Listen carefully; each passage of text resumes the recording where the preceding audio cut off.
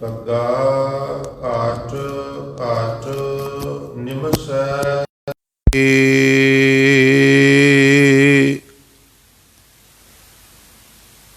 ਕਾਟ ਫੂਟੇ ਕਾਟ ਕਬਹਿ ਨਾ ਹੋਈ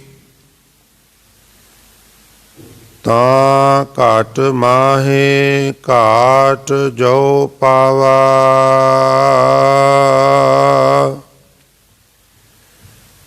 ਸੋ ਘਾਟ ਛਾੜ ਆਵ ਕਟ ਕਤ ਧਾਵਾ ਨਿਆ ਨਿਗ੍ਰਹਿ ਸਨੇਹ ਕਰ ਨਿਰਵਾਰੋ ਸੰਦੇਹ ਨਾਹੀ ਦੇਖ ਨਾ ਭਾਜੀਐ ਪਰਮ ਸਿਆਣਪ ਏਹ ਚਚਾ ਰਚਿਤ ਚਿੱਤਰ ਹੈ ਭਾਰੀ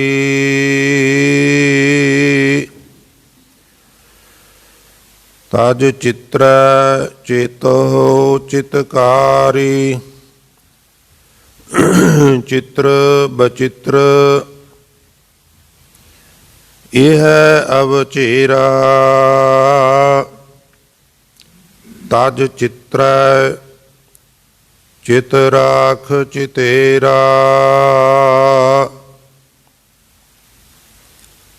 ਛੱਛਾ ਇਹ ਛਤਰ ਪਤ ਪਾਸਾ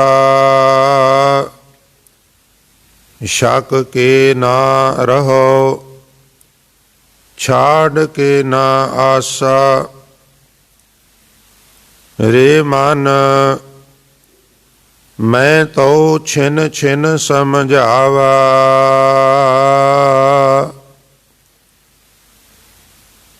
ਤਾਹੇ ਛਾੜ ਕਤ ਆਪ ਬੰਧਾਵਾ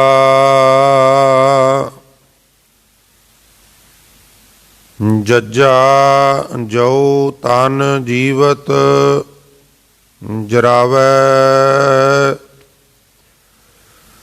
ਜੋ ਬਨ ਜਾਰ ਜੁਗਤ ਸੋ ਪਾਵੈ ਆਸ ਜਾਰ ਪਾਰ ਜਰ ਜਰ ਜਬ ਰਹੈ ਤਬ ਜਾਏ ਜੋਤ ਉਜਾਰੋ ਲਹੈ ਆਸ ਜਰ ਪਰ ਜਰ ਜਰ ਜਬ ਰਹੈ ਤਬ ਜਾਏ ਜੋਤ ਉਜਾਰੋ ਲਹੈ।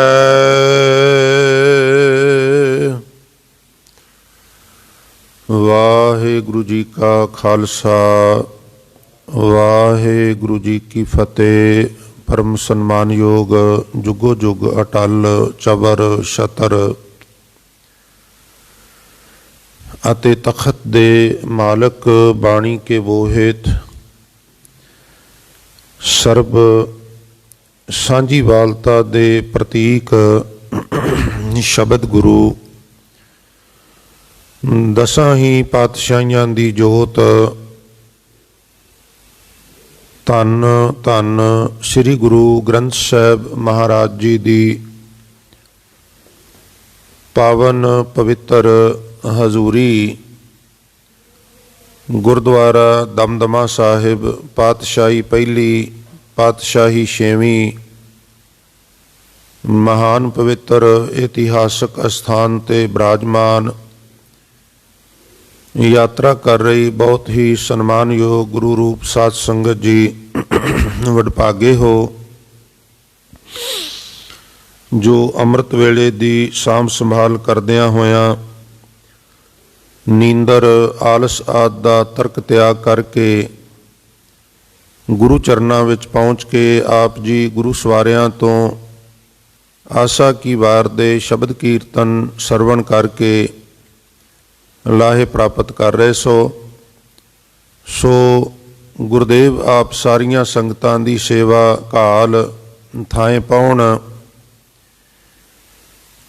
ਇਸੇ ਪ੍ਰਕਾਰ ਆਉਣ ਵਾਲੇ ਸਮੇਂ ਵਿੱਚ ਵੀ ਗੁਰੂ ਚਰਨਾਂ ਵਿੱਚ ਬਿਰਾਜ ਕੇ ਗੁਰਬਾਣੀ ਪਾਠ ਕੀਰਤਨ ਵਿਚਾਰ ਦਾ ਆਨੰਦ ਮਾਣਦੇ ਰਹੀਏ। ਉਪਰੰਤ ਆਪ ਜੀ ਨੇ ਦਾਸ ਪਾਸੋਂ ਜੋ ਹੁਣੇ ਪਾਵਨ ਬਚਨ ਸਰਵਣ ਕੀਤੇ ਹਨ, ਸਤ ਸੰਗਤ ਇਹ ਪਵਿੱਤਰ ਬਚਨ ਰਾਗ ਗੌੜੀ ਪੂਰਬੀ 52 ਅੱਖਰੀ ਕਬੀਰ ਜੀਓ ਕੀ ਦੇ ਸਿਰਲੇਖ ਹੇਠ ਭਗਤ ਕਬੀਰ ਜੀ ਦੇ ਉਚਾਰਨ ਕੀਤੇ ਹੋਏ ਪਵਿੱਤਰ ਬਚਨ ਆਪ ਜੀ ਨੇ ਸਰਵਣ ਕੀਤੇ ਹਨ। ਸੋ ਅਸੀਂ ਕੱਲ ਗੱਗੇ ਅੱਖਰ ਦੀ ਵਿਚਾਰ ਕੀਤੀ ਸੀ। ਸੋ ਕ੍ਰਮਵਾਰ ਹੁਣ ਘੱਗੇ ਅੱਖਰ ਤੋਂ ਜੋ ਭਗਤ ਕਬੀਰ ਸਾਹਿਬ ਉਪਦੇਸ਼ ਬਖਸ਼ਿਸ਼ ਕਰਦੇ ਨੇ, ਉਹ ਸਾਡਾ ਸਾਰਿਆਂ ਦਾ ਵਿਸ਼ਾ ਹੈ। ਸੋ ਆਓ ਪਿਆਰ ਵਾਲਿਓ, ਜਿਤਨੇ ਸਰੀਰ ਗੁਰੂ ਚਰਨਾਂ 'ਚ ਬਿਰਾਜੇ ਹੋ, ਸੁਨਿਮਰ ਬੇਨਤੀ ਹੈ, ਆਪ ਜੀ ਨੇ ਆਸੀਸ ਦੇਣੀ, ਇਕਾਗਰਤਾ ਦੀ ਦਾਤ ਬਖਸ਼ਿਸ਼ ਕਰਨੀ। ਕੁਝ ਸਮਾਂ ਆਪਾਂ ਇਹਨਾਂ ਪਾਵਨ ਬਚਨਾਂ ਨੂੰ ਸਮਝਣ ਸਮਝਾਉਣ ਵਿੱਚ ਕਾਮਯਾਬ ਹੋ ਸਕੀਏ। ਸੋ ਮਨ ਦੀ ਇਕਾਗਰਤਾ ਅਤੇ ਰਸਨਾ ਦੀ ਪਵਿੱਤਰਤਾ ਵਾਸਤੇ ਇੱਕ ਵਾਰ ਸਾਰੀ ਸੰਗਤ ਗੁਰਮੰਤਰ ਦਾ ਉਚਾਰਨ ਕਰੋ ਤੇ ਪਿਆਰ ਨਾਲ ਆਖੋ ਜੀ, ਸਤਨਾਮ ਸ੍ਰੀ। ਫਿਰ ਆਖੋ ਜੀ, ਸਤਨਾਮ ਸ੍ਰੀ ਸਾਹਿਬ ਜੀ। ਘੱਗਾ ਘਟ ਘਟ ਨਿਮ ਸੈ ਸੋਈ। ਸਾਰੀ 52 ਅੱਖਰੀ ਵਿੱਚ ਇੱਕ ਨਿਯਮ ਹੈ ਬਈ ਉਸ ਅੱਖਰ ਦੇ ਉੱਤੇ ਵਿਸ਼ਰਾਮ ਦੇਣਾ। ਜਿਸ ਤਰ੍ਹਾਂ ਕੱਕਾ, ਖੱਖਾ, ਗੱਗਾ, ਘੱਗਾ, ਜਿਵੇਂ ਗੱਗਾ ਗੁਰ ਕੇ ਬਚਨ ਪਛਾਨਾ, ਉੱਥੇ ਵੀ ਗੱਗਾ ਤੇ ਇੱਕ ਵਾਰਾਂ ਰੁਕਣਾ ਹੈ। ਗੱਗਾ ਫਿਰ ਕਹਿਣਾ ਹੈ ਗੁਰ ਕੇ ਬਚਨ ਪਛਾਨਾ।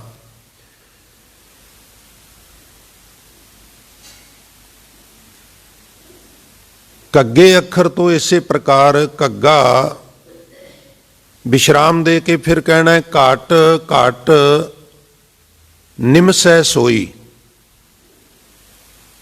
ਭਗਤ ਕਬੀਰ ਸਾਹਿਬ ਮਹਾਰਾਜ ਘੱਗੇ ਅੱਖਰ ਤੋਂ ਉਪਦੇਸ਼ ਬਖਸ਼ਿਸ਼ ਕਰਦੇ ਨੇ। ਘਟ ਘਟ ਹਰ ਹਿਰਦੇ ਵਿੱਚ, ਹਰ ਸਰੀਰ ਵਿੱਚ ਸਾਧ ਸੰਗਤ। ਨਿਮ ਸੈ, ਇੱਥੇ ਨਿਮ ਸੈ ਦੇ ਅਰਥ ਨੇ ਨਿਵਾਸ। ਹਰ ਹਿਰਦੇ ਵਿੱਚ, ਈਵਨ ਹਰ ਸਰੀਰ ਵਿੱਚ ਪ੍ਰਮਾਤਮਾ ਨਿਵਾਸ ਕਰਦਾ ਹੈ।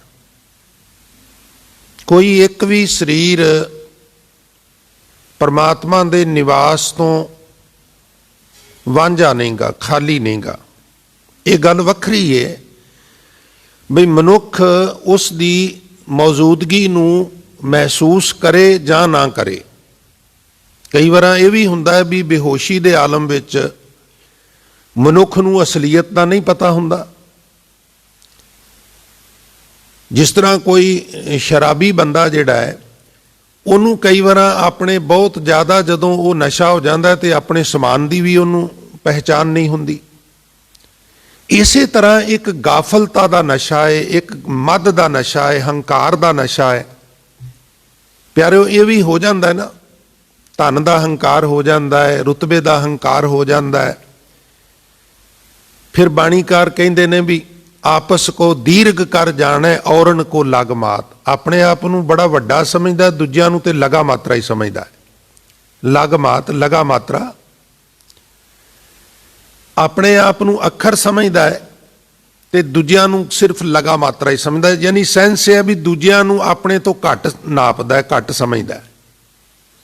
ਇਹ ਵੀ ਇੱਕ ਬੇਹੋਸ਼ੀ ਦਾ ਆਲਮ ਹੈ। ਬੇਹੋਸ਼ੀ ਦੇ ਆਲਮ ਵਿੱਚ ਪਤਾ ਨਾ ਲੱਗੇ ਜੁਦਾ ਗੱਲ ਏ, ਅਦਰਵਾਈਜ਼ ਹਰੇਕ ਸਰੀਰ ਵਿੱਚ ਉਹਦਾ ਨਿਵਾਸ ਹੈ। ਆਪ ਜੀ ਦੇ ਮੂੰਹ ਚੜੇ ਬੋਲ ਨੇ ਸਾਧ ਸੰਗਤ ਜੀ। ਹਜ਼ੂਰ ਫਰਮਾਨ ਕਰਦੇ ਨੇ, ਘਟ ਘਟ ਮੈਂ ਹਰ ਜੂ ਬਸੈ ਸੰਤਨ ਕਹਿਓ ਪੁਕਾਰ।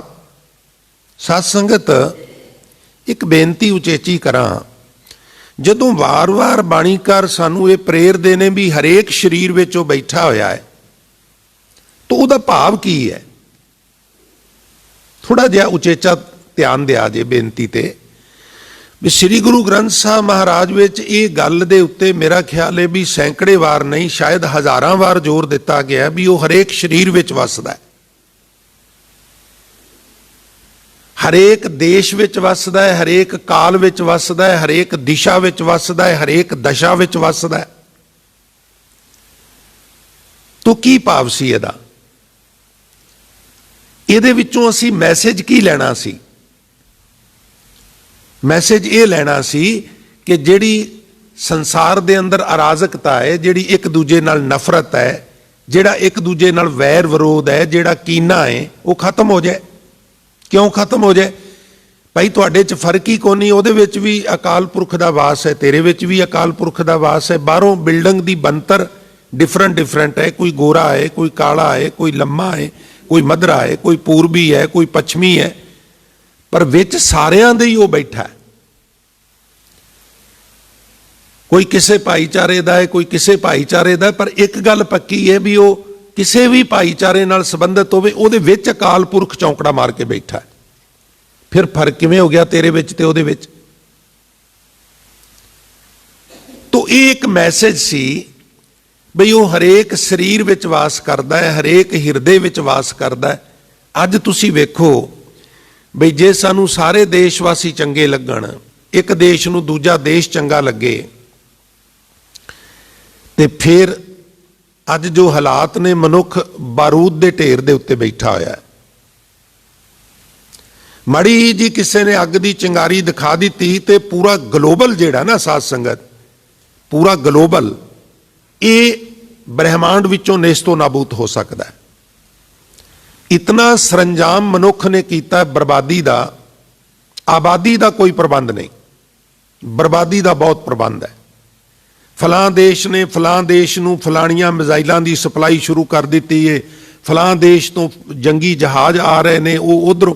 ਪੂਰੀ ਦੁਨੀਆ ਦੀ 60%, 60% ਦੀ ਇਕਨੋਮੀ ਜਿਹੜੀ ਹੈ, ਪੈਸਾ ਹੈ, ਉਹ ਹਥਿਆਰਾਂ ਦੀ ਖਰੀਦੋ ਫਰੋਖਤ ਦੇ ਉੱਤੇ ਲੱਗਾ ਹੋਇਆ।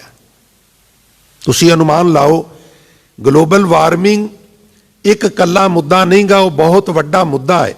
ਮੁੱਦਾ ਇਹ ਵੀ ਹੈ ਵੀ ਮਨੁੱਖ ਆਪਣੀ ਕੁੱਲ ਕਮਾਈ ਦਾ ਅੱਧੇ ਤੋਂ ਜ਼ਿਆਦਾ ਹਿੱਸਾ ਇਹ ਇਸ ਤਰ੍ਹਾਂ ਦੇ ਸਮਾਨ ਨੂੰ ਬਣਾਉਣ ਦੇ ਉੱਤੇ ਲੱਗਾ ਹੋਇਆ ਵੀ ਜਿਹਦੇ ਨਾਲ ਮੈਂ ਤਬਾਹੀ ਮਚਾ ਸਕਾਂ।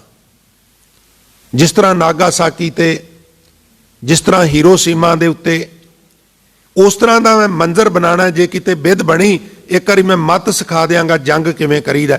ਔਰ ਹਰੇਕ ਬੰਦਾ ਇਸ ਹੋੜ ਦੇ ਵਿੱਚ ਤੁਰਿਆ ਹੋਇਆ ਹੈ।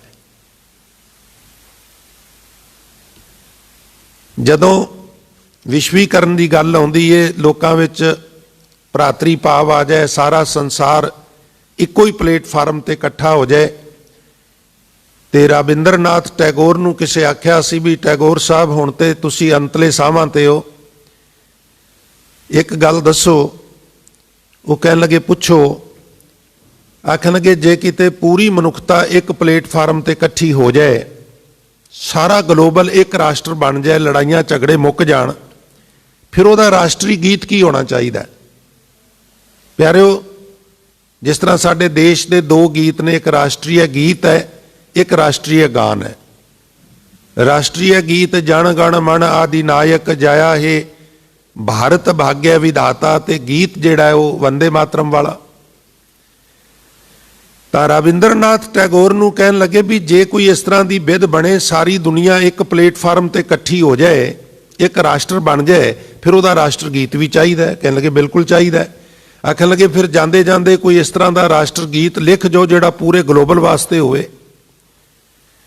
ਤਾਂ ਰਵਿੰਦਰਨਾਥ ਟੈਗੋਰ ਲੰਮਾ ਸਾਹ ਲੈ ਕੇ ਕਹਿਣ ਲੱਗੇ ਉਹਦੀ ਜ਼ਰੂਰਤ ਨਹੀਂ, ਕਿਉਂਕਿ ਉਹ ਪਹਿਲਾਂ ਲਿਖਿਆ ਹੋਇਆ ਹੈ।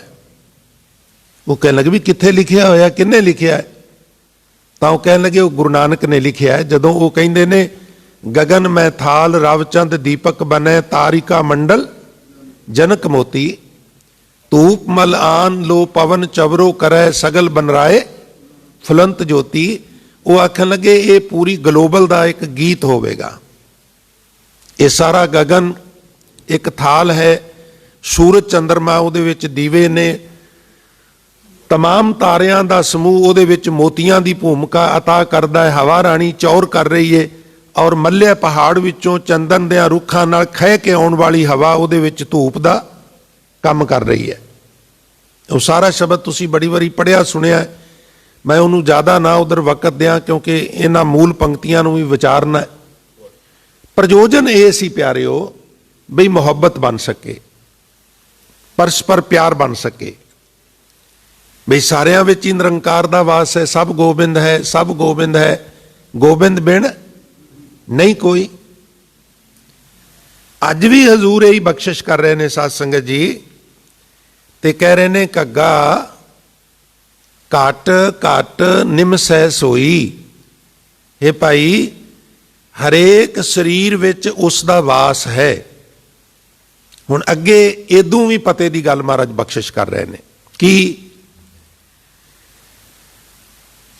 घट फूटे घट कबे ना होई। हरेक शरीर रूपी घड़े दे विच परमात्मा दा निवास है, पर जदों कोई शरीर रूपी घड़ा टुट जांदा है तां इहदे नाल परमात्मा दी होंद नूं कोई फर्क नहीं पैंदा, है साडे विच ही बैठा। पर जदों कोई घड़ा टुट जांदा है, जदों कोई शरीर जिहड़ा है वो विनस जांदा है, भाव उहदी मौत हो जांदी है, ਉਹਦੇ ਨਾਲ परमात्मा की जिहड़ी होंद है वो 1% का 1000वां हिस्सा भी मनफी नहीं हुंदी, ਉਹਨੂੰ कोई फर्क नहीं पैंदा। किवें? जिवें साध संगत कोई कारीगर फर्नीचर बनांदा होवे, ਉਹਨੇ बहुत सारे टेबल कुर्सियां सोफे बनाए होण ते ਉਹਦੇ बनाए हुए फर्नीचर नूं सिਉਂਕ लग जाए, ਉਹਦੇ बनाए हुए फर्नीचर नूं जाने अनजाने अग लग जाए, वो सड़ जाए जां सिਉਂਕ नाल खाधा जाए, ते उस कारीगर नूं ते कोई फर्क नहीं ना पैंदा। ये तो नहीं ना भी उन्होंने सिਉਂਕ लग गई है ਜਾਂ अग लग के फर्नीचर सड़ गया है तो हुण जिस कारीगर ने बनाया वो ही सड़ जाएगा, उन्होंने कोई फर्क नहीं पैंदा। ठीक इसे तरह वाहिगुरू अकाल पुरख सारियां शरीरां विच विराजमान है साध संगत जी, पर जदों कोई शरीर बिनसदा है ਉਹਦੇ ਨਾਲ अकाल पुरख नूं कोई फर्क नहीं पैंदा, ਉਹਦੀ होंद नूं भाव कोई फर्क नहीं पैंदा। जिस तरह सागर विच लहरां बनदियां ने, सागर वड्डा नहीं हो जाता, पानी की मिकदार उन्नी ही रहिंदी है, ते जदों लहर मिट जाती है तो सागर उहदे नाल घटदा नहीं, सागर फिर भी उन्ना ही रहिंदा। लहरां विचकार बनदियां रहिंदियां ने, मिटदियां रहिंदियां ने, बनदियां रहिंदियां ने, मिटदियां रहिंदियां ने, सागर नूं कोई फर्क नहीं पैंदा।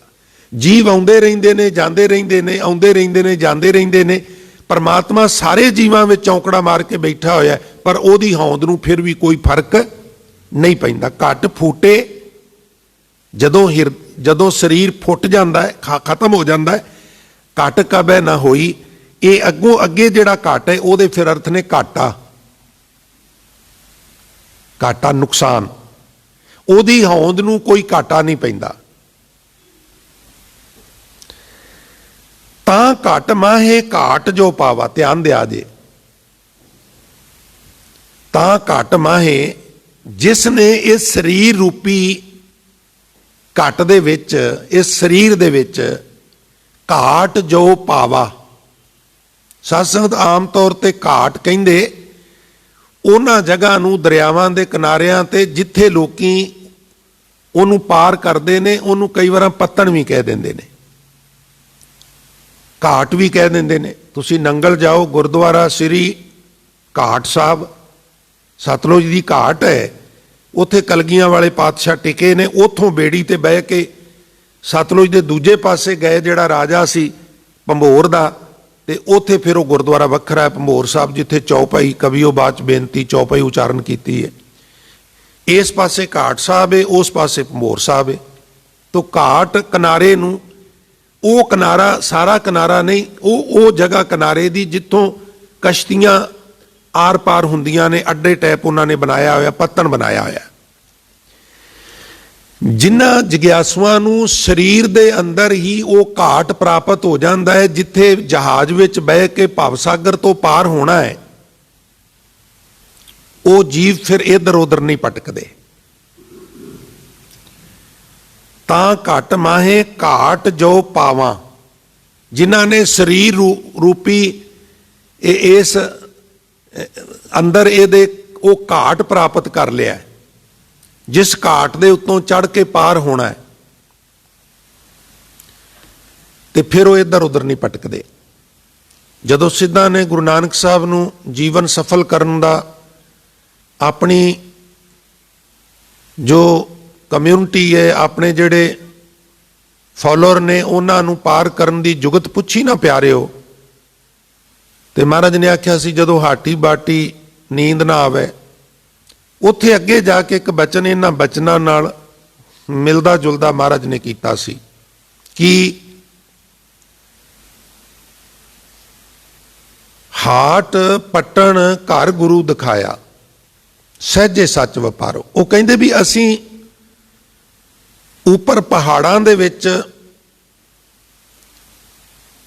वो जिहड़ा प्रसिद्ध सरोवर है, झील है, जिस झील का अजकल झगड़ा है चाइना का ते इंडिया का, ਉਹਦੇ किनारे ते रहने आ, मल मल के नहाने आ, ते उत्थे जीवन सफल करने आ। ते महाराज कहन लगे भी तुसी जीवन सफल करन लई एडे उच्चे पहाड़ ते चढ़दे हो, मैं जीवन सफल करन लई वो सारा कुछ अंदर ही प्राप्त कर लिया। जदों आप जी कहंदे ने भी हाटी बाटी नींद ना आवे, पर कर चेत ना डुलाई, बिन आवे मन टेक ना टिकी, नानक भूख ना जाई। फिर कहते ने हाट पट्टन घर गुरु दिखाया। वो हाट, वो पट्टन शहर जिथों ये सौदा व्यापार करना है, खरीदना है, थोक च ते परचून च वेचना है, वो मैनू हिरदे घर विच ही परमात्मा ने विखा दिता। इस वास्ते मैनू हुण बाहर भटकण दी नहीं लोड़। ते बाहर भटकण नाल कोई प्राप्ति भी नहीं हुंदी। हुण तुसीं वेखो ना बई भगत कबीर साहब दे बचन ने, वो कहंदे ने भी घर छड्ड के मनुख जंगलां विच चला जांदा है। इत्थे मैदानी इलाके ते बड़ियां गल्लां हुंदियां ने भी आ वैज खाना चाहिदा है, नॉन वैज नहीं खाना चाहिदा जां खाना चाहिदा। वो कहंदे ने जोगी ते नॉन वैज खांदे ही नहीं गे। वो की खांदे ने? गृह तज बन खंड जाइए, घर छड्ड के जंगलां च पहाड़ां ते चले जांदे ने। ते खांदे की ने प्यारिओ? चुण खाइए कंदा। कंदा आप जी नूं पता होवे ते मुबारक है, थोड़ा समझ लेना कंदा किनू कहंदे ने।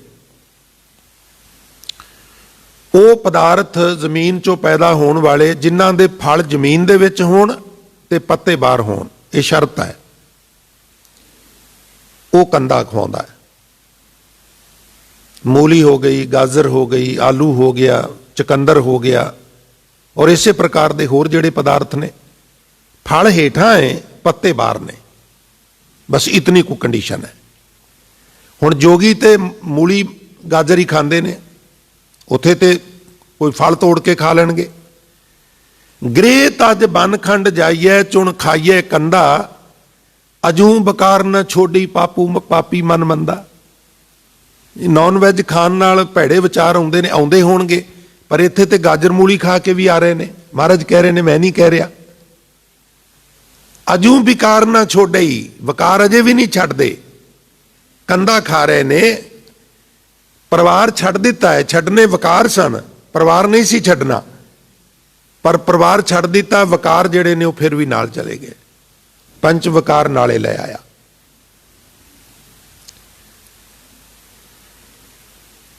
मैनू मेरे गुरु ने माने हाट, माने बास, माने है पासारी। भगत नामदेव साहब कहते ने, मेरा जिहड़ा मन है वो ही हट्टी है, और मन ही पंसारी है जिहड़ा उस हट्टी ते बह के अध्यात्मकवाद का नाम का वपार करता है। मैं मतलब अंदर टेक के ही वैगुरू वैगुरू जप के सिमरन करके अपना जीवन सफल करने की कोशिश करना वा। इसलिए तां घट माहे घाट जो पावा, जिन्होंने अपने अंदर ही वो घाट प्राप्त हो गया जिदे ते भवसागर नूं पार करना प्यारिओ, सो घट छाड़ अवकट कत धावा। हुण मैं वो घाट छड्ड के फिर वो जग्यासू वो घाट छड्ड के होर किते बाहर नहीं भटकदा। आम तौर ते जीवन सफल करने लई मनुख इधर उधर भटकदा है। मैं फलाने तीरथ ते चला जा, फलाने स्थान ते जाके तप करा, फलाने थां ते जाके पूजा करा। दखण देश हरी का बासा, पच्छम अल्लाह मुकामा, दिल में खोज दिलै दिल खोजो, यही ठौर मुकामा। कोई दखण दिशा भज रहा है, कोई पच्छम दिशा भज रहा है।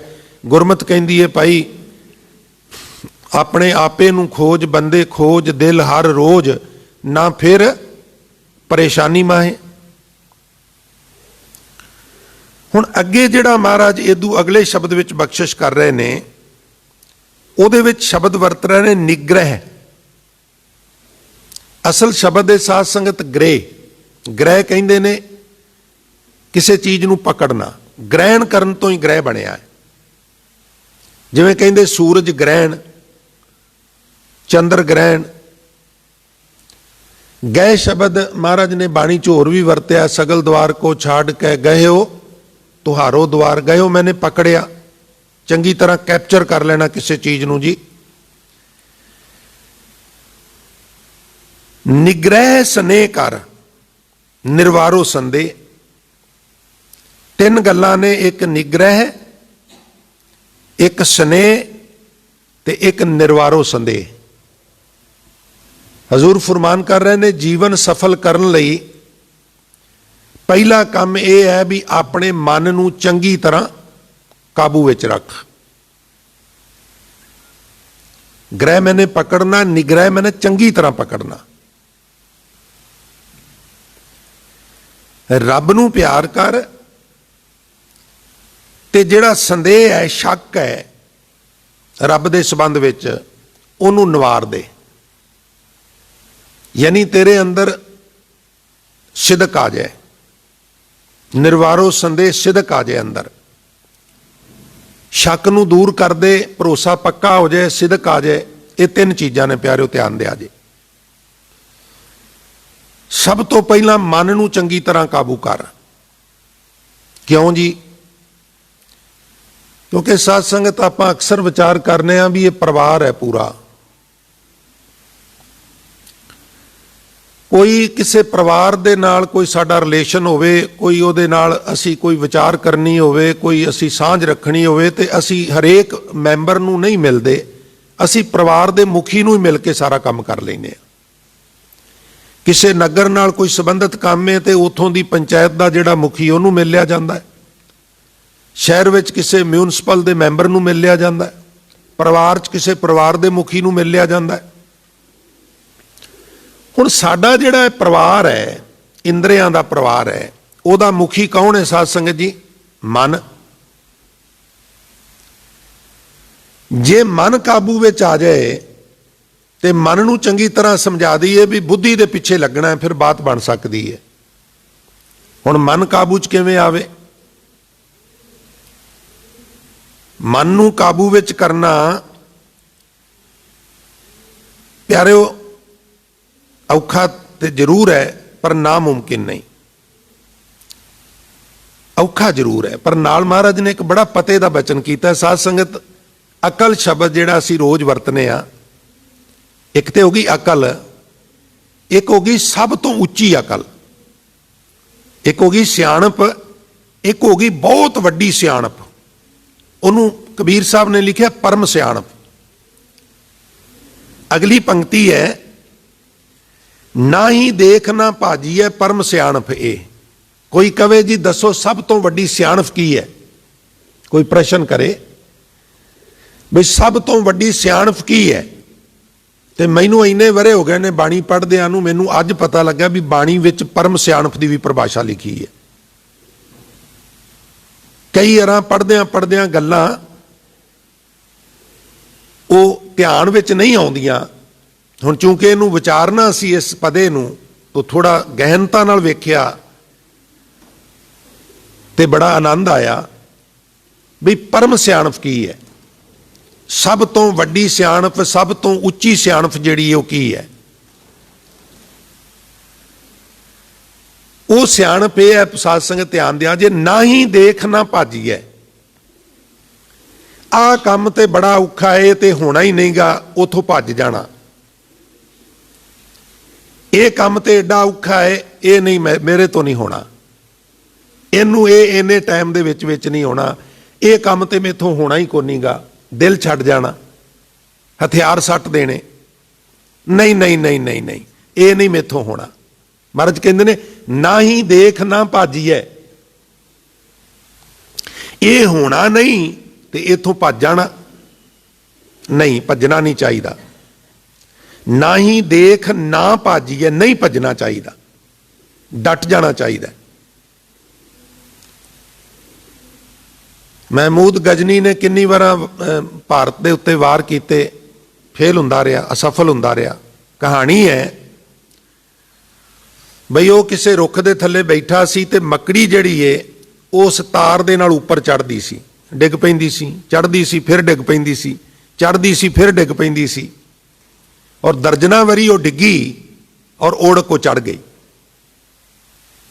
ਯਕਦਮ ਉਹਨੇ ਯੂ ਟਰਨ ਮਾਰੀ, ਉਹ ਕਹਿਣ ਲੱਗਾ ਨਹੀਂ, ਜੇ ਮੱਕੜੀ 50 ਵਾਰਾਂ ਡਿੱਗ ਕੇ 51ਵੀਂ ਵਾਰ ਚੜ੍ਹ ਸਕਦੀ ਏ ਤੇ ਮੈਂ ਤੇ ਅਜੇ ਦਰਜਨ ਦੇ ਕਰੀਬ ਆਕਰਮਣ ਕੀਤੇ ਨੇ, ਭਾਰਤ ਤੇ ਕਾਮਯਾਬ ਨਹੀਂ ਹੋਇਆ, ਐਤਕੀ ਕਾਮਯਾਬ ਹੋ ਜਾਵਾਂਗਾ। ਔਰ ਠੀਕ ਅਗਲੀ ਵਾਰੀ ਹੀ ਉਹ ਲੁੱਟ ਮਚਾਉਣ ਦੇ ਵਿੱਚ ਕਾਮਯਾਬ ਹੋ ਗਿਆ। ਤੋ ਕਿਸੇ ਵੀ ਕੰਮ ਨੂੰ ਕਰਨ ਲਈ ਦਿਲ ਨਹੀਂ ਛੱਡਣਾ ਚਾਹੀਦਾ। ਜੇ ਲਗਾਤਾਰ ਸਿਰੜ ਕਰਕੇ, ਜਿਹਨੂੰ ਡਿਟਰਮੀਨੇਸ਼ਨ ਕਹਿੰਦੇ ਹੋ ਤੁਸੀਂ, ਡਿਟਰਮੀਨੇਸ਼ਨ, ਸਕਸੈਸ ਵਿਦ ਡਿਟਰਮੀਨੇਸ਼ਨ, ਪੱਕੇ ਇਰਾਦੇ ਦੇ ਨਾਲ ਕੋਈ ਕੰਮ ਧਾਰ ਲਈਏ।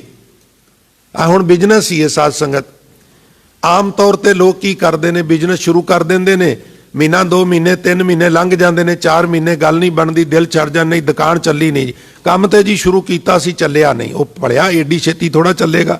ਪਹਿਲੇ ਸਾਲ ਹੱਟੀ, ਫਿਰ ਦੂਜੇ ਸਾਲ ਚੱਟੀ ਤੇ ਤੀਜੇ ਸਾਲ ਖੱਟੀ।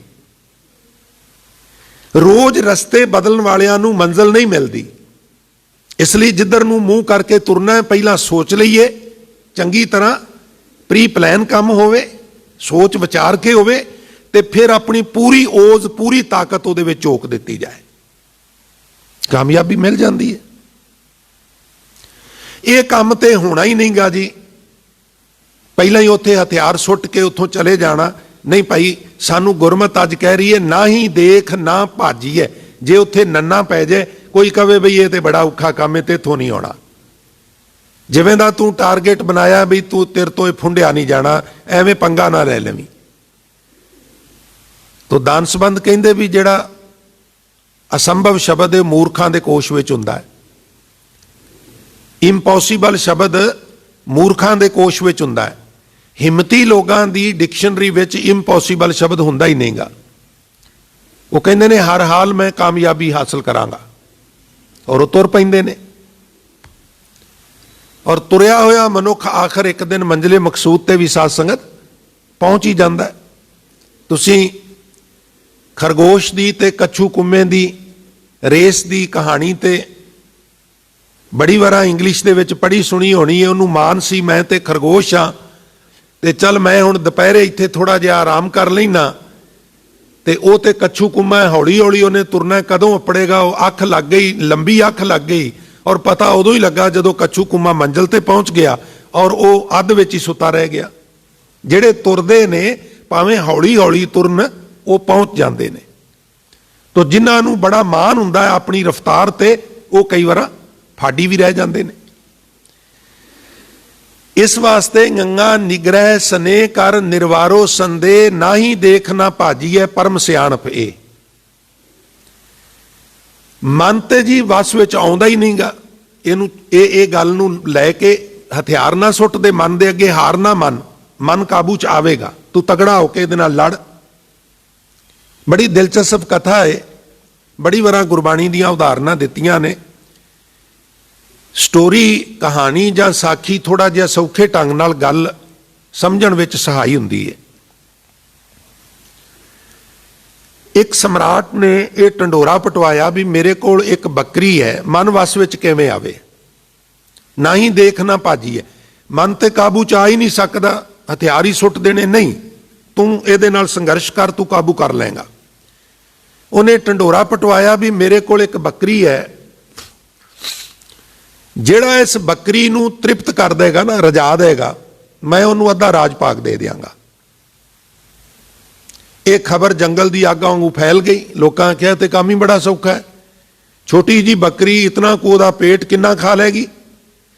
साडे कोल ते बड़े वड्डे वड्डे खेत ने, फसलों के भरे हुए, पट्ठियां के भरे हुए, असीं खुली छड्ड देंगे, जिन्ना चरना चर लेगी, रजेगी तो लै जाएंगे। तो बड़िया ने किस्मत अजमाई, उन्हें बकरी दे देनी भी इनू लै जाओ और तृप्त करके लियाओ, पर शर्त यह है भी तृप्त होनी चाहिए जी। ठीक है, पर नाल एक होर शर्त है, जिहड़ा इनू तृप्त करके लियावेगा उन्होंने अद्धा राज भाग, जिहड़ा भुखी लियावेगा उन्होंने आजीवन जेल, उम्र कैद। बड़िया ने किस्मत अजमाई, बकरी नू सारा दिन खुले खेतों में चराण, ते जदों पेट उहदा भर जाए तो उन्होंने लैके दरबार में जाण, उत्थे लोग तमाशबीनां नाल खचा खच अदालत भरी हुई। हुण राजे ने की कीता भी एक छोटी जी टोकरी, उहदे विच हरे हरे पत्ते, वो टोकरी अगे करदा है ते बकरी टोकरी दे विचों एक पत्तर नूं मूँह मार लैंदी। तुहाडे विचों जिहदा इस जानवर नाल वाह रिहा उन्हां नूं पता है भी ये बड़ी बेसबरी हुंदी है। सारा दिन भी चरदी रहे ना, पेट भरिया भी होवे, एक पत्तर नूं ते मूँह मार ही लैंदी है। इहदा नेचर है, चंचल है, इहदा सुभाਅ है। जदों उन्हें एक पत्तर मूँह च पा लेना ते राजे ने कहना ते भुखी है, जे रजी हुंदी ते पत्तर क्यों मूँह च पांदी, पकड़ो इनू जेल च पाओ। अगले दिन दूजे दी वारी, उदू अगले दिन तीजे दी, चौथे दी, दर्जना लोग जेल च चले गए, बकरी तृप्ति नहीं हुई। हुण किसी दरवेश नूं पता लगा बई इस तरह का अनर्थ हो रहा है, वो गया, वो कहने लगा राजन मैं भी तजर्बा करना चाहना। वो कहने लगे ले जा, ले गया। और सारे लोग ये विचार करन भी ये दरवेश, ये फकीर भी अज जेल विच गया। जदों साडे कोलों इन्ने इन्ने खेतां च तृप्त नहीं हुई तो ये इहनूं की तृप्त कर लेगा। जिस वेले लै गया तो शाम नूं लियाया, उहदियां वक्खियां अंदर वड़ियां होईयां, यानी वेखण नूं उहदी शेप इस तरह लगे जिवें अत भुखी है। अगे अगे आप ते रस्सी गल च पा के बन्नी हुई दरबार च लै वड़िया।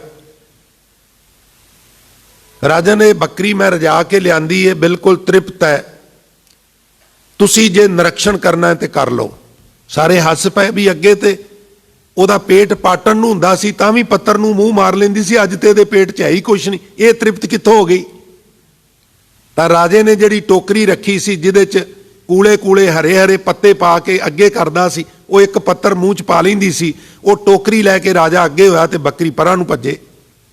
ਉਹ ਫਿਰ ਅੱਗੋਂ ਦੀ ਵਲ ਕੇ ਅੱਗੇ ਟੋਕਰੀ ਕਰੇ, ਉਹ ਫਿਰ ਪਿਛਾਂ ਨੂੰ ਭੱਜੇ। ਬੜਾ ਯਤਨ ਕੀਤਾ, ਉਹ ਟੋਕਰੀ ਵੱਲ ਨਹੀਂ ਆਈ। ताड़ी बज गई भी फकीर जित गया। खुसर पुसर शुरू हो गई। उन्हें आख्या ठीक है तू जित गया, पर एक गल दस बई तू कीता की है। वो कहने लगा हजूर मैं कीता है वे लोग इनू खुले खेतों छड्ड देंदे सन, बई ये रज जाएगी तो लै आवांगा। ये खुले खेतों छड्ड के रजा लियाउंदे सन, फिर बेसबरी ये टोकरी चो एक पत्ते नू फिर मूँह मार लैंदी। तुसीं कहंदे सो अजे रजी नहीं, फिर तू की कीता है। वो कहने लगे जी मैं तुहाडे वर्गी एक टोकरी बाजार चों लई सी, उस टोकरी में हरे हरे पत्ते पा के खब्बे हत्थ च टोकरी फड़ ली सी, एक कमरे दे विच इहनूं मैं बंद कर लिया सी ते अपने आप नूं भी नाल ही बंद कर लिया। सज्जे हत्थ विच एक सोटी पकड़ लई सी, डंडा। इहदे अगे मैं टोकरी करदा सां, जदों टोकरी च मूँह पांदी सी ते मैं इहदे मूँह दे उत्ते डंडा मारदा हां। थोड़ी देर बाद भुल जांदी सी, मैं फिर टोकरी अगे करदा सां, इह मूँह मारन लगदी सी, मैं फिर डंडा मारदा सां। सारा दिन ये नाल इहो कुछ होया। ध्यान नाल देखो, इहदा मूँह सुज्जा होया है। कहण लगे मूँह तो वाकई सुज्जा है। आखन लगे मैं सारा दिन ये अभ्यास किया है, हुण इहनूं ये यकीन हो गया भी जदों भी मैं टोकरी वाल मूँह किया मेरे मूँह ते डंडा पैना है। दरअसल ये मन की अवस्था है भी ये अगे वकारां दे हरे पत्ते पा पा के इहनूं रजाना चाहिए, नहीं रजदा। ये तो गुरु शब्द के डंडे नाल ही पिछा नूं भजदा है। इहनूं काबू च करना है तो इदां कीता जाएगा। हरे पत्ते पा पा के इहनूं कोई तृप्त नहीं कर सकिया अज तक। आखन लगे तू वाकई जित गया है। असल च ये मन की अवस्था है। बकरी वर्गा सुभाअ प्यारे साडे मन का है। मन नूं काबू च करना आसान नहीं, बहुत मुश्किल है। जिन्हें मन जित लिया उन्हें पूरे ग्लोबल नूं जित लिया। रोज तो कहंदे हो मन जीते जग जीत। जगत नूं जितन दे बराबर है मन नूं जितना। पर यह औखा है तो हथियार सुट के भज जाइए, नहीं। ना ही देख ना भाजीए, ये तो काम होना ही नहीं। इसलिए उतों भज नहीं जाना चाहिए, सरैंडर नहीं करना चाहिए, हथियार नहीं सुटने चाहिए। की करना चाहिए? उत्थे डट जाना चाहिए। सब तो पहला की करे? निग्रह। सत्संग निग्रह मैंने मन नूं चंगी तरह कैप्चर करना, काबू च कर लेना। दूसरा स्टैप यह है भी फिर स्नेह करना परमात्मा नाल, प्यार वैगुरू नाल पाना है। और तीसरी गल ये करनी है निर्वारो संदेह। संदेह कहते हैं शक नूं। ਇਹਦੇ दूसरे अर्थ इंज ने सौखे करने होण ते अपने अंदर सबर पैदा करना है, बेसबरी नहीं करनी। सबर वालियां दे बेड़े पार हुंदे ने।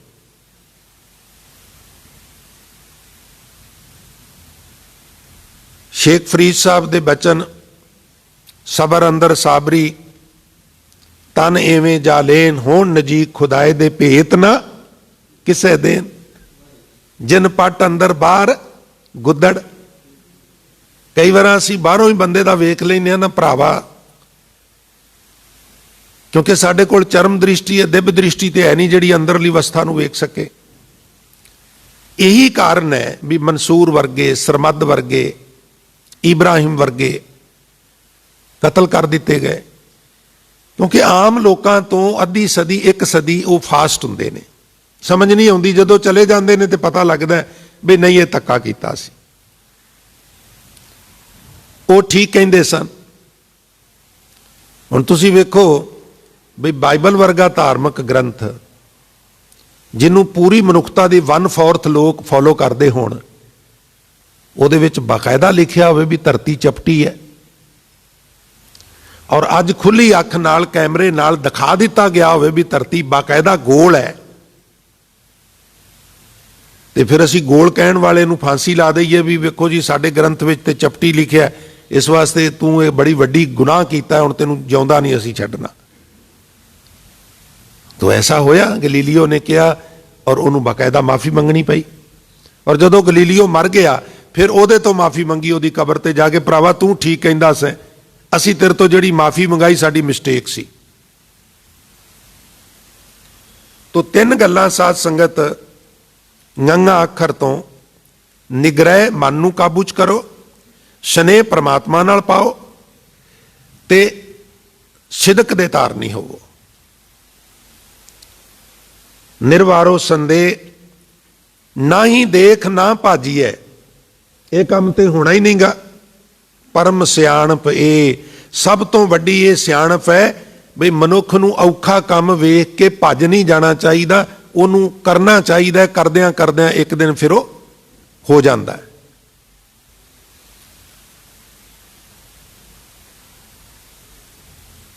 चच्चा रचत चित्र है भारी, तज चित्र है चेतो चितकारी, चित्र विचित्र यह अवचेरा, तज चित्र है चित राख चितेरा। चच्चा अखर तो उपदेश, रचत चित्र है भारी। ये ना साडी जिहड़ी पृथ्वी है, साडी पृथ्वी का जिहड़ा सौर मंडल है, सौर मंडल तो छुट फिर जिहड़े होर सौर मंडल ने, साध संगत सौर मंडल ਨੂੰ ਸੌਖੇ ਢੰਗ ਨਾਲ ਸਮਝਣਾ ਹੋਵੇ ਤੇ ਜਿਵੇਂ ਸਾਡੀ ਪ੍ਰਿਥਵੀ ਹੈ, ਪ੍ਰਿਥਵੀ ਨਾਲ ਰਿਲੇਟਡ ਚੰਦਰਮਾ ਹੈ, ਚੰਦਰਮੇ ਨਾਲ ਰਿਲੇਟਡ ਸੂਰਜ ਹੈ, ਕੁਝ ਹੋਰ ਗ੍ਰਹਿ ਤੇ ਉਪਗ੍ਰਹਿ ਨੇ, 7 8 9 ਗ੍ਰਹਿਆਂ ਉਪਗ੍ਰਹਿਆਂ ਦਾ ਇਹ ਫੈਮਿਲੀ ਹੈ। ਇਹਨੂੰ ਉਹ ਆਪਣੀ ਬੋਲੀ ਸੌਰ ਮੰਡਲ ਕਹਿੰਦੇ ਨੇ, ਕਿਉਂਕਿ ਸਾਡਾ ਸਾਰਾ ਸਿਲਸਿਲਾ ਸੂਰਜ ਨਾਲ ਚੱਲ ਰਿਹਾ ਹੈ। ਇਹ ਹਕੀਕਤ ਹੈ ਵੀ ਸੂਰਜ ਨੇਸਤੋ ਨਾਬੂਦ ਹੋ ਜਾਏ ਤੇ ਇਹ ਸਾਰਾ ਪਰਿਵਾਰ ਛਿਨ ਭੰਗਰ ਸਮੇਂ 'ਚ ਨੇਸਤੋ ਨਾਬੂਦ ਹੋ ਜਾਏਗਾ। ਔਰ ਇਸ ਤਰ੍ਹਾਂ ਦੇ ਹੋਰ ਕਈ ਸੌਰ ਮੰਡਲ ਨੇ, ਬ੍ਰਹਿਮੰਡ ਬੜੀ ਦੂਰ ਤੱਕ ਹੈ।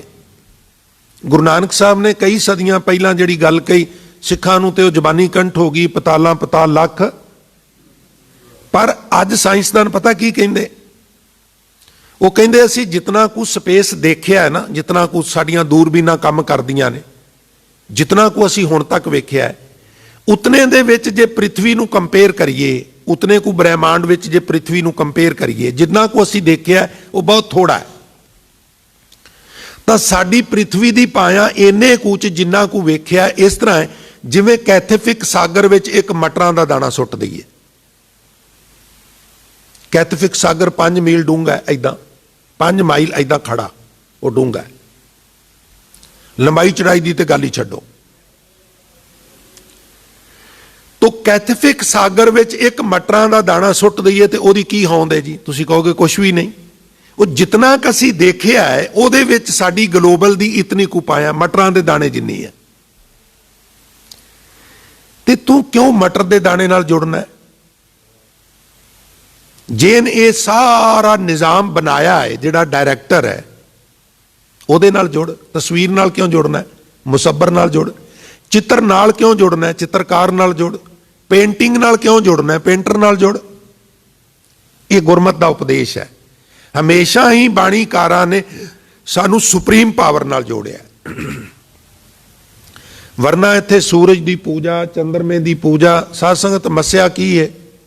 ਮੱਸਿਆ ਦਾ ਦੀਵਾਨ ਹੈ ਜੀ, ਪੂਰਨਮਾਸ਼ੀ ਦਾ ਦੀਵਾਨ। ਮੈਨੂੰ ਖਿਮਾ ਕਰਨਾ, ਪੂਰਨਮਾਸ਼ੀ ਤੇ ਅਮਾਵਸਿਆ ਚੰਦਰਮੇ ਨਾਲ ਰਿਲੇਟਡ ਨੇ, ਔਰ ਸੰਗਰਾਂਦ ਸੂਰਜ ਨਾਲ ਰਿਲੇਟਡ ਹੈ। ਤਾਂ ਦੂਜੇ ਸ਼ਬਦਾਂ ਵਿੱਚ ਇਹ ਸੂਰਜ ਦੀ ਪੂਜਾ ਹੈ। ਦੂਜੇ ਸ਼ਬਦਾਂ ਵਿੱਚ ਇਹ, ਹੁਣ ਤੁਸੀਂ ਵੇਖੋ ਬਈ ਇਹਦੀ ਪਾਇਆ ਕਿੰਨੀ ਕੁ ਹੈ। ਬਾਣੀ 'ਚ ਇੱਕ ਬਚਨ ਹੈ ਸੂਰਜ ਬਾਰੇ, ਉਂਝ ਤੇ ਕਈ ਨੇ, ਇੱਕ ਮੈਂ ਤੁਹਾਡੇ ਨਾਲ ਸਾਂਝਾ ਕਰਾਂ। विश्व का दीपक स्वामी तांचे रे स्वार्थी पंखी रे गरड़ तांचे बांधवा कर्म कर अरुण पिंगलारी। अरुण पिंगला सी, ओदा पिंगलापन दूर नहीं होया। ते महाराज बाणी च कहंदे ने विश्व का दीपक स्वामी, सारे विश्व का दीवा, सारे विश्व नूं रोशनी देने वाला कौन है जी? सूरज। विश्व का दीपक स्वामी तांचे रे सारथी, ओदा ड्राइवर, ओदा पायलट कौन है? अरुण। ते पंखी राय गरड़, पंखियां दा राजा गरड़ देवता जिन्हों कहंदे ने, ओदा सक्का भरा है। अरुण दी खासियत है भी गरड़ दा भरा है ते सूरज दा ड्राइवर है। कोई बंदा डीसी दी कार चलांदा होवे, वो किसे दी परवाह करदा? माफ करना, कोई सीएम साहब दी गड्डी चलांदा होवे, पीएम साहब दी कार चलांदा होवे, वो कहंदा प्रधानमंत्री दी कार चलाना। ਐਵੇਂ ਨਾ ਸਮਝ ਲਈ, ਮੈਨੂੰ ਖਿਮਾ ਕਰਨਾ, ਵੀ ਇਦਾਂ ਹੀ ਹੁੰਦਾ ਹੈ ਨਾ, ਉਹਨੂੰ ਮਾਨ ਹੁੰਦਾ ਹੈ। ਹੁਣ ਸੂਰਜ ਦਾ ਰੱਥ ਹੀਕਣ ਵਾਲਾ ਤੇ ਗਰੜ ਦਾ ਭਰਾ, ਤੇ ਉਹਦਾ ਪਿੰਗਲਾਪਨ ਦੂਰ ਨਹੀਂ। ਸੂਰਜ ਤੇ ਆਪਣੇ ਡਰਾਈਵਰ ਦਾ ਪਿੰਗਲਾਪਨ ਦੂਰ ਨਹੀਂ ਕਰ ਸਕਿਆ। ਤੇ ਭਗਤ ਲੋਚਨ ਜੀ ਕਹਿੰਦੇ ਤੂੰ ਇਹਦੇ ਤੋਂ ਕੀ ਉਮੀਦ ਰੱਖਣਾ? ਜਿਹੜੇ ਕਰਮ ਕੀਤੇ ਨੇ ਉਹਨਾਂ ਕਰਮਾਂ ਦਾ ਫਲ ਸੂਰਜ ਵੀ ਨਹੀਂ ਮੇਟ ਸਕਿਆ। ਇਸ ਲਈ ਚਿੱਤਰ ਨਾਲ ਨਾ ਜੋੜ, ਚਿੱਤਰਕਾਰ ਨਾਲ ਜੋੜ। ਚੱਚੇ ਅੱਖਰ ਤੋਂ ਉਪਦੇਸ਼ ਹੈ ਸਾਧ ਸੰਗਤ ਜੀ। ਰਚਤ ਚਿੱਤਰ ਹੈ ਭਾਰੀ। ਵਾਹਿਗੁਰੂ ਨੇ ਇਹ ਜਹਾਨ ਰੂਪੀ, ਦੁਨੀਆ ਰੂਪੀ ਬੜੀ ਸੋਹਣੀ ਤਸਵੀਰ ਬਣਾਈ ਹੈ, ਚਿੱਤਰ ਬਣਾਇਆ। ਤਜ ਚਿੱਤਰੈ ਚੇਤੋ ਚਿਤਕਾਰੀ।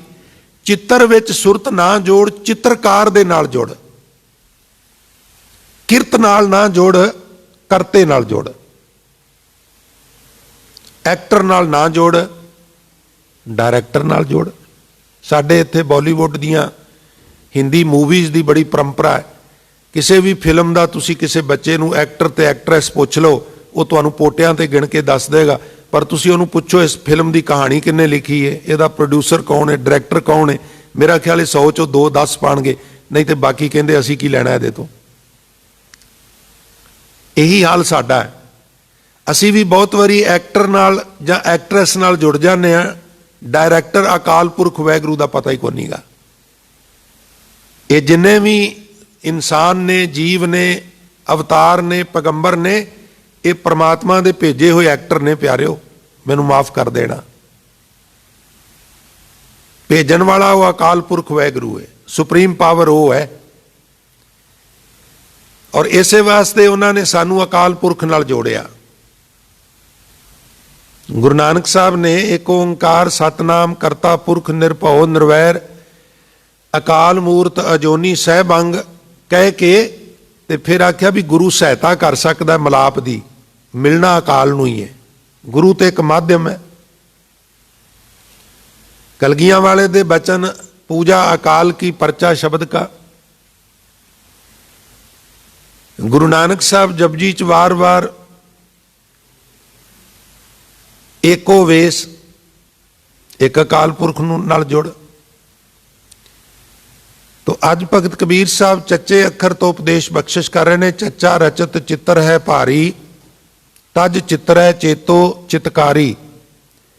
चित्र विचित्र यह है अवचेरा। पर एक गल है, हजूर कहते ने बई ये जिहड़े चित्र ने बड़े बचित्र ने। चित्र बचित्र यह है अवचेरा, ये अपने विच उलझा लेंदे ने बंदे नूं। बंदा इन्हां विच परच जांदा है, दिल करदा वेखी जाइए, दिल करदा भोगी जाइए, दिल करदा माणी जाइए। ये भी गल कहंदे नाल है। इस चित्र विचों सुरत हटा के चित्रकार विच जोड़नी इतनी आसान भी नहीं। ये भगत कबीर साहब खुद एक्सैप्ट करते हैं। चित्र बचित्र, ये चित्र बड़े विचित्र ने, बड़े अद्भुत ने, बड़े सोहणे ने, अखां नूं मोह लैण वाले ने। साध संगत जी, अवचेरा यही ते उलझन है, कबीर साहब महाराज कहते हैं। पर भावें ये उलझन है, तू ना ही देख ना भाजी है, ये तो होना ही नहीं, भज ना जा। परम सियाणप, ये परम सियाणप है बई तू सरेंडर ना कर, मन ते काबू चाहना ही नहींगा। मेरी सुरत ते कुदरत चों हट के कादर विच जुड़नी ही नहीं, ये समझ के भज ना जा, तू डट जा और तू एक दिन कामयाब होवेगा। अखीर च कहंदे ने तज चित्र है चित राख च तेरा। चित्र नूं छड्ड दे, चित्र विचों सुरत हटा लै और चित्रकार विच सुरत जिहड़ी है वो जोड़ लै। तो कल नूं असीं छच्छा यह है छत्रपत पासा, छक की न रहो छाड़ की न आसा, रे मन मैं तो छिन छिन समझावा, ताहे छाड़ कत अवर बंधावा। इस पंक्ति की कल असीं विचार करांगे। अज इन्नियां बेनतियां प्रवान करनियां जी, होइयां भुलां गलतियां की माफ़ी बख्शिश करनी।